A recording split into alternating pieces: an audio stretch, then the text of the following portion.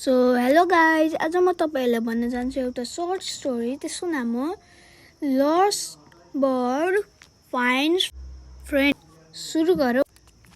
Once upon a time there was a little bird named Tweety who lives in a beautiful garden.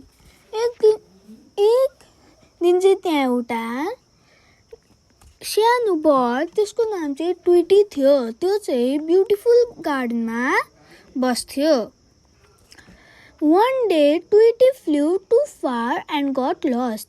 एक दिन चाहिँ ट्विटी चाहिँ धेरै पर गएर घर भेट्टाएन। He wandered through the woods feeling sad and alone.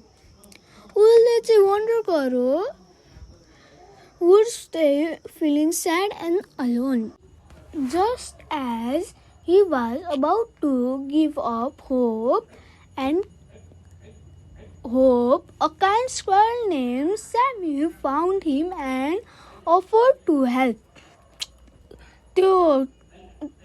त्यस ट्विटीले चाहिँ आफ्नो होप छोड्यो अनि उसले एउटा स्क्वायरल, त्यसको नाम चाहिँ स्यामी, उसलाई देखो।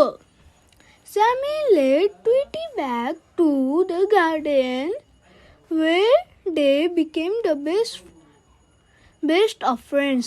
Sammyले चाहिँ त्यो स्क्वायरलले चाहिँ ट्विटीलाई त्यसको घर छोडिदियो गार्डन, अनि तिनीहरू चाहिँ बेस्ट फ्रेन्ड बने।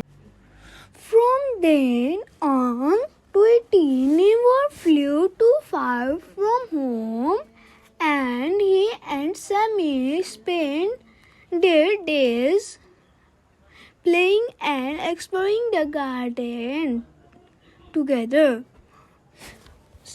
The end. त्यहाँदेखि चाहिँ ट्विटीले चाहिँ कहिले त्यो गार्डन भन्दा पर जाँदैन अनि स्यामीसँग चाहिँ गार्डनमा खेल्छ अनि एक्सप्लोर गर्छ गार्डनलाई। आजको लागि यति नै। Thank you for watching. Please like, subscribe and share. Bye by.